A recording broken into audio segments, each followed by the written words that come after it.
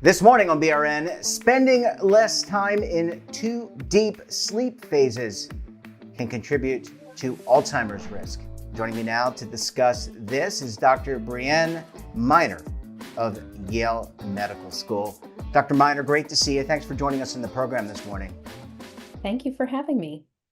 It's absolutely a pleasure. And just so you know, and for the audience's edification, we've talked about sleep in the past, and we've also talked about Alzheimer's.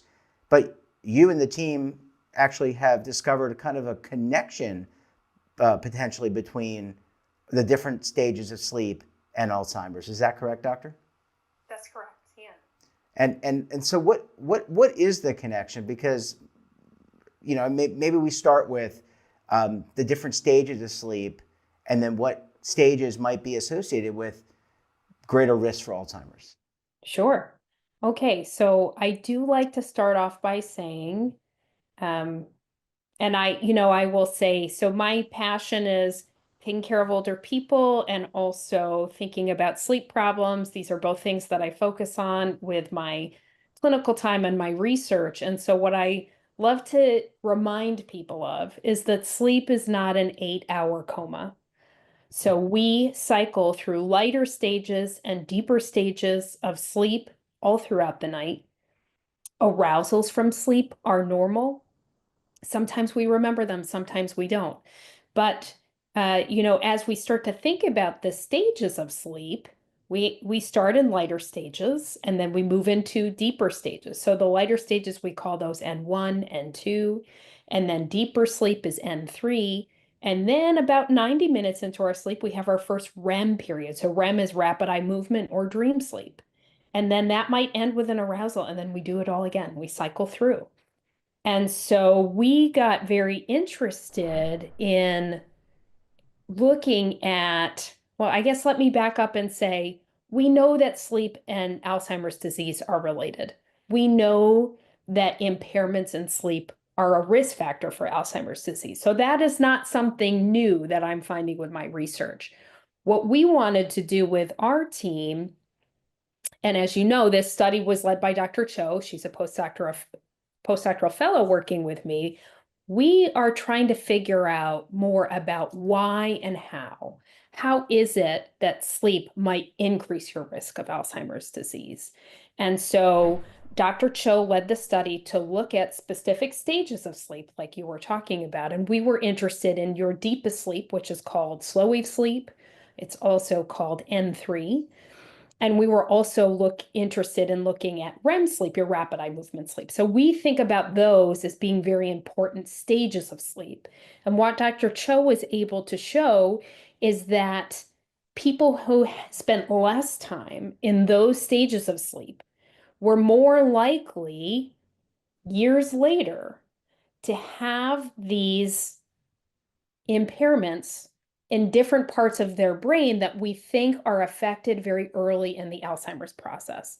So basically what she showed in these areas is that these areas were smaller if you had less time in deep sleep or REM sleep. And I know that's a lot of information, but that's no, sort of it the is. overarching explanation of the study results. Absolutely. And I didn't mean to jump in and cut you off. I was just saying that I think it's great information. So let me ask, as a follow-up to that, as we age, I notice that as I've aged, I've had trouble having longer periods of sleep. I think typically, doctor, I get about 6 hours of sleep. I know you said it's not a coma, but I would say I have a very disruptive sleep. So is that typical as we get older that our sleep, there's a lot of things going on in the brain, but is that typical for our sleep to be less pronounced? Yeah, so that's a great question. And I do think that it is important at this point to talk about how does our sleep change as we get older and what is considered as normal. So a couple things that I would point out here. Number one, we do know that it is normal as we get older, sort of as a part of healthy aging, that we will have less sleep time overall, overnight. So the sleep duration does get shorter, and that we do, as we age, spend less time in slow wave sleep and less time in REM sleep, our dream sleep. And then the other thing we know is part of healthy aging and just part of what happens to all of us with our sleep is that we have more arousals from sleep. And so, again, most of the time, hopefully those are brief and you're able to get back to sleep.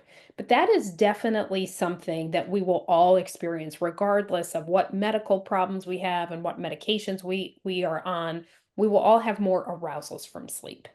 So when I guess when you're reflecting on your pattern, I would say you probably are spending, as you get older, you are spending less time in deep sleep. You're having more arousals.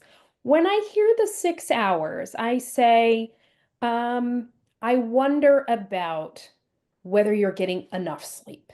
Okay. And so if I were your sleep doctor, I would probably start there. So we know that the recommendations are for people. Really, there's not a big difference between middle age and older age, that the sleep duration should be the sweet spot is really about 7 hours. Okay. And so when I hear six, I will say that may be appropriate, but I would start to want to know more. If I heard that as your doctor, I would want to know more about what's going on with sleep, what are those things that maybe are making it hard for you to sleep, or the things that are waking you up in the middle of the night. I would do more of an evaluation of your sleep and try to figure out, is there something, a sleep disorder, a medication, something like that, that may be preventing you from getting a normal amount of sleep.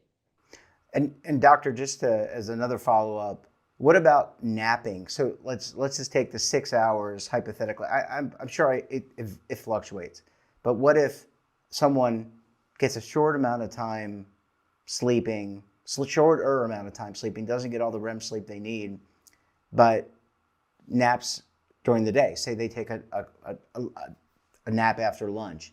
Could that help make up that deficit Mm. of not getting enough sleep? Yeah, so and this was certainly not a focus of the work we did, but there's really interesting literature about napping, because there's a lot out there that says that napping might be associated with adverse outcomes.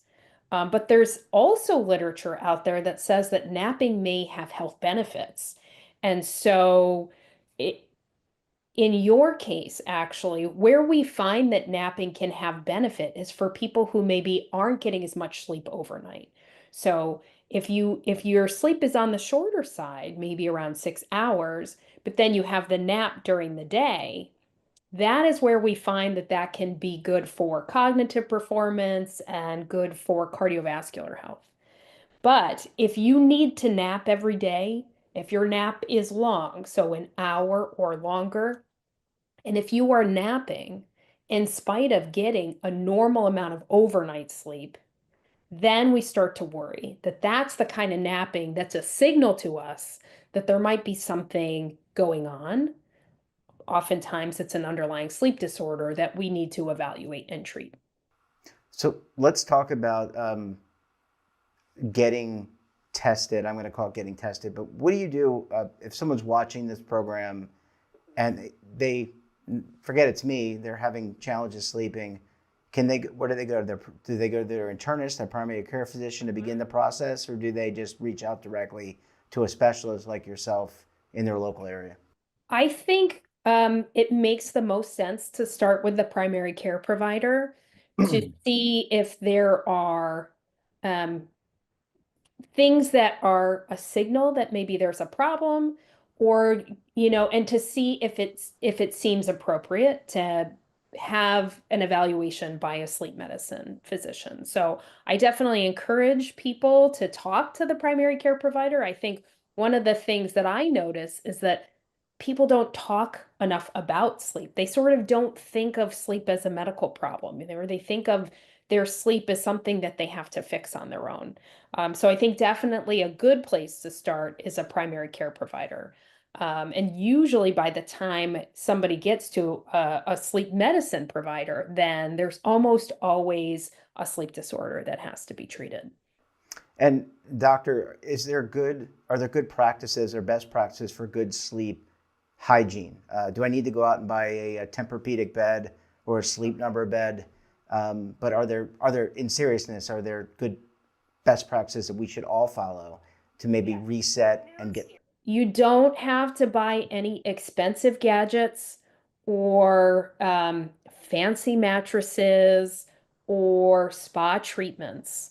I've been asked about this. There's no evidence that those have any more benefit than the things that we can all do very simply. Well, I don't want to say simple. It's not always simple, but things we can all do that are not expensive, right? So you don't need a fancy mattress. You don't need an Apple Watch. Um, what do you need to do? You need, as you mentioned, good sleep hygiene. So that means going to bed at the same time every night, waking up at the same time every morning.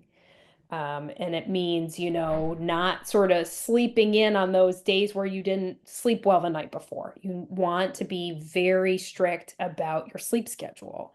It means avoiding things like alcohol. It means caffeine. Maybe you cut that off early.